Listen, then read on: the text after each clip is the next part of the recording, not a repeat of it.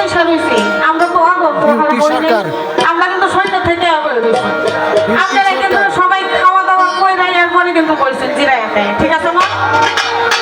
না এমন কথা বলতে পারবেন যে কেউ খাইছেন না, সবাই কিন্তু কিনের বাড়ি খাওয়া দাওয়া করছেন এরপরে জিরায়াতে বলছেন। আমরা কিন্তু সন্ধ্যা রাত্র থেকে বৈশা রয়েছি, আমরা কিন্তু এখন তো ভাড়া করছি।